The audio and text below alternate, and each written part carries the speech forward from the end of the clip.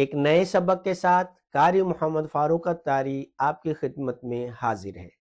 مجھے امید ہے کہ پہلے جو اسباق آپ کو پڑھائے گئے ہیں آپ نے ان کو اچھے طریقے سے یاد کیا ہوگا۔ آپ سے صرف ایک شکایت ہے کہ ان ویڈیوز کو آپ کی طرف سے شیئر نہیں کیا جا رہا ہے۔ آپ زیادہ سے زیادہ میری ویڈیو کو شیئر کیا کریں تاکہ یہ اچھی بات دوسرے لوگوں تک بھی پہنچے اور زیادہ سے زیادہ لوگ اس سے فائدہ حاصل کر سکیں۔ آج انشاءاللہ تبارک و تعالی ایزی تجوید کلاس سبق نمبر 6 کے اندر جوڑ کرنے کا طریقہ بتایا جائے گا کہ حروف کو آپس میں ملاتے کس طرح ہیں، ان کو ملانے کا کیا طریقہ ہے، ملا کر کس طرح پڑھا جاتا ہے اور روانی کے ساتھ کس طریقے سے اس کو پڑھا جاتا ہے۔ بہت آسان سا سبق ہے، اس میں زیادہ ہم آپ کا ٹائم نہیں لیں گے، صرف حروف کو ملانے کا طریقہ بتائیں گے۔ جیسے کہ مثال کے طور پہ ہم نے پیچھے سبق میں پڑھا حرکات، ہم نے پڑھا تھا کہ حرکات کو بغیر کھینچے اور بغیر جھٹکا دیے پڑھا جاتا ہے، یعنی حرکات کو کھینچا نہیں جاتا، لمبا نہیں کیا جاتا، دراز نہیں کیا جاتا۔ تو چونکہ پیچھے ہم پڑھ چکے ہیں کہ حرکات کو دراز نہیں کرنا چاہیے، لمبا نہیں کرنا چاہیے، تو آج ہم اس کی پریکٹس کریں گے، آج ہم اس کو جو ہے وہ پڑھنے کا طریقہ سیکھیں گے۔ مثال کے طور پہ ہم نے زبر زیر پیش جو پڑھا تھا، ا ای او با بی بو تا تی تو تا تی تو، ہم نے کہا تھا جیسے ہی آپ پڑھنے کے لیے اپنے ہونٹوں کو کھولیں گے، منہ کو کھولیں گے تو یہ اس کی لیمٹ ختم ہو جائے گی، اس کو بس اتنا ہی کرنا ہے، اس طریقے سے ہی پڑھنا ہے، اس میں کھینچنا نہیں ہے، دراز کرنا نہیں ہے۔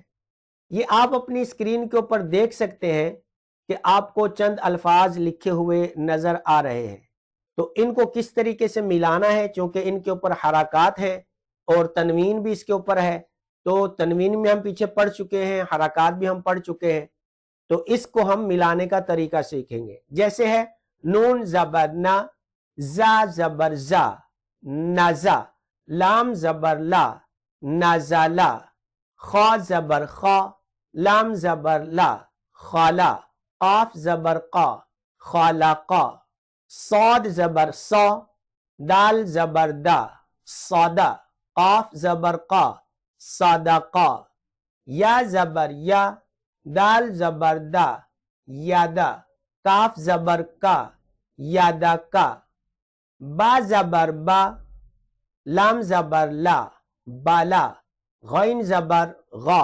بالا غا۔ اسی طرح طا زبر طا، با زبر با، طابا، عین زبر آ، طابا آ۔ تو اگر ہم اس کو روانی کے ساتھ پڑھیں گے، رواں میں پڑھیں گے، تو اس کو ہم پڑھیں گے نازالا، خالقا، صادقا، یادکا، بالاغا، طابعا، اس طریقے سے اس کو روانی میں پڑھا جائے گا۔ تو آگے مزید آپ الفاظ لکھے ہوئے دیکھ سکتے ہیں، ان کو کس طریقے سے پڑھیں گے؟ جعل، فعل، نظر، ذکر، کسب، ابلی، رسول، صحف، ثلث، سدس، ربع، حرم۔ تو یہ اس طریقے سے بغیر کھینچے پڑھے جائیں گے۔ پہلی لائن میں نے آپ کو اس کے جوڑ کرنے کا طریقہ بتایا ہے، اس کے جوڑ کرنے کا بالکل یہی طریقہ ہے۔ ہر لفظ میں جہاں بھی حرکات آئیں گی تو حرکات کو اس طریقے سے پڑھا جائے گا، ان کو دراز نہیں کیا جائے گا۔ اب چند الفاظ ہم ایسے دہرا لیتے ہیں جن کے اندر تنوین آتی ہے۔ تنوین یعنی دو زبر، دو زیر، دو پیش، جیسے کہ ہم نے سبق نمبر 5 کے اندر پڑھا تھا۔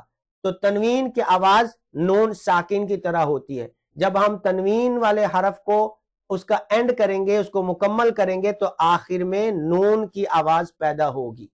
تو آپ اپنی اسکرین کے اوپر ایسے الفاظ اب دیکھیں گے جن کے اندر تنوین آتی ہے، جن کو تنوین کے ساتھ لکھا گیا ہے، جیسے مسدن، ثمن، سخط، غلل، فئت، عنق، نفر، صمد، غضب، لعب، اذن، کتب، درجة، قردة، علقة، سفرة، شجرة، قطرة، تو یہ آپ نے وہ والے الفاظ سنے ہیں جن کے اندر تنوین آتی ہے. اب اس کے جوڑ کس طرح کریں گے؟ جیسے میم زبر ما، سین زبر سا، ماسا، دال دو زیر دن، ماسا دن. آپ کوشش کریں کہ جب آپ ان کے ہجے کریں، ان کے جوڑ کریں، ان کو ملائیں تو سارے الفاظ کا ایک ساتھ ہی آپ جوڑ نہ کریں. یعنی کہ ایسا نہ کریں میم زبر ما، سین زبر سا، دال دو زیر دن، ماسا دن، ایسا نہ کریں. یا پھر اس طرح نہ کریں دال زبر دا، را زبر را، جیم زبر جا، تا دو زیر تین، دارا جا تین. اس طرح مت کریں، بلکہ پہلے ایک پڑھیں پھر دوسرا پڑھیں، پھر ان دونوں کو ملائیں، پھر تیسرا پڑھیں، پھر ان تینوں کو ملائیں، پھر چوتھا پڑھیں، پھر ان چاروں کو ملائیں. یعنی کہ اس طریقے سے آپ پڑھیں گے دال زبر دا، را زبر را، دارا، جیم زبر جا، دارا جا، تا دو زیر تین، دارا جا تین. اس طریقے سے آپ اس کے ایک ایک ملاتے جائیں، ایک ایک آگے ملاتے جائیں اور اس طریقے سے ان کے جوڑ کریں. ایک ساتھ ہی سارے حروف کے جوڑ مت کریں، اس طرح سے کنفیوژن پیدا ہونے کا خطرہ ہوتا ہے.